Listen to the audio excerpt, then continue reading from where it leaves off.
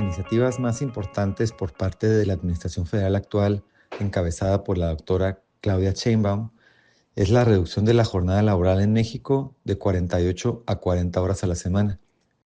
Uno de los principales argumentos que sustentan la propuesta de reducir la jornada laboral es el alto número de horas trabajadas actualmente en México. De acuerdo con datos de la OCDE, México es uno de los países en el mundo donde más se trabaja. Incluso si se redujera la jornada laboral a 40 horas, México se seguiría situando entre los países con el mayor número de horas trabajadas.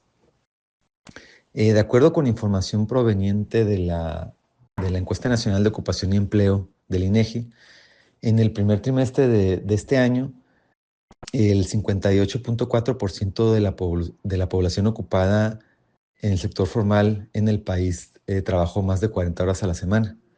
Si nos enfocamos en el caso de Baja California, la proporción es incluso mayor, situándose en 62.2%. El principal argumento a favor de la reducción de la jornada laboral a 40 horas es que esto puede generar mejoras significativas en el bienestar de las y los trabajadores.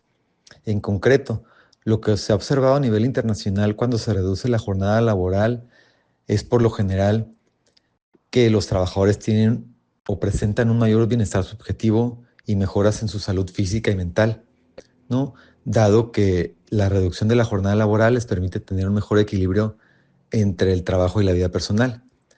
También se ha observado una reducción del estrés y del desgaste físico que presentan, disminución del ausentismo laboral, lo cual también es benéfico para las empresas. Asimismo, se ha visto que jornadas laborales más cortas tienden a aumentar la productividad de las y los trabajadores.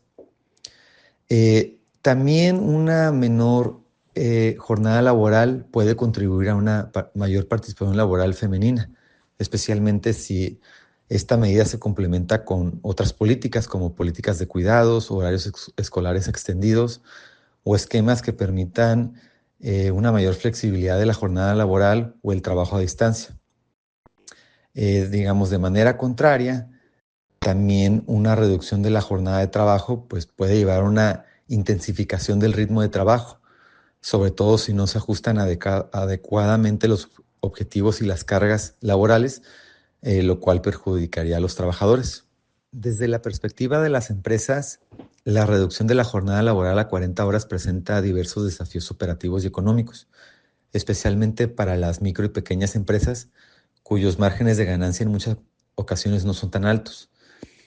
Digamos, entre los posibles impactos destacan pues, el aumento en los costos operativos, ¿no? Ya que las empresas pues, tendrán que contratar más personal para cubrir los turnos reducidos o limitar sus horarios de operación, lo cual iría en detrimento de las empresas y también de sus clientes. Y la posible reducción de los márgenes de ganancia, ¿no? Lo cual es particularmente crítico para los negocios con bajo capital o en sectores con alta competencia y escaso margen de maniobra. Digamos, a un nivel macroeconómico también se pueden presentar un posible efecto inflacionario derivado del incremento en los costos de producción y servicios, ¿no?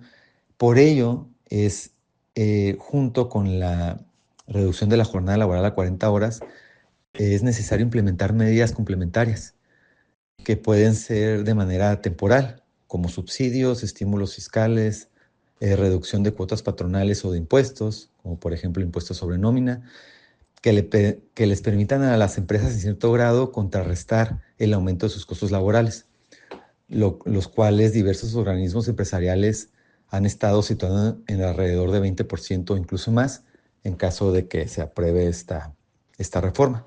En este sentido, un ejemplo útil para entender los efectos combinados de políticas laborales y fiscales se observa aquí en la región fronteriza, ¿no? En 2019 aumentó sustancialmente el salario mínimo en todo México, pero sobre todo en la región fronteriza norte, junto con una disminución del IVA del 16 al 8%.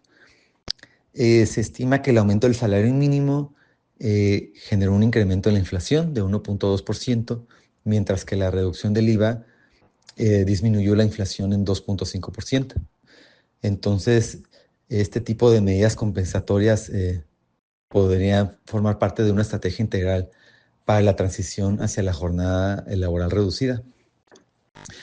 También es muy importante resaltar que no todos los sectores ni las regiones enfrentarán la reforma de la misma manera. Los datos muestran que la prevalencia de jornadas mayores a 40 horas varía de manera significativa según el tamaño de la empresa y la rama de actividad. También no es lo mismo hablar, por ejemplo, de un guardia de seguridad privada o un chofer de transporte de carga, a hablar de alguien que trabaja en una farmacia o en una maquiladora. Son situaciones muy distintas, tanto para los trabajadores como para las empresas.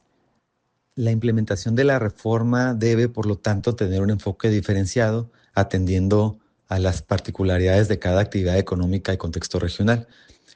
Por ello, la implementación de la semana laboral de 40 horas debe ser gradual y flexible, ¿no? Para asegurar su viabilidad y sostenibilidad. El gobierno federal ha planteado un horizonte de aplicación hacia el año 2030, lo cual me parece acertado, dado que le daría tiempo a las empresas para irse ajustando y reorganizar sus operaciones, minimizando así las disrupciones económicas significativas, y lo cual también permitiría monitorear y evaluar los impactos de la reducción de la jornada laboral. En resumen, la reducción de la jornada de trabajo a 40 horas representa una gran oportunidad para que las y los trabajadores de México puedan tener un mejor balance vida-trabajo, en beneficio no solo de ellos, sino también de sus familiares. Sin embargo, su éxito depende en gran medida de cómo se implemente, donde se tiene que considerar las necesidades de los trabajadores, pero también de las empresas y la heterogeneidad que existe en el mercado laboral de México.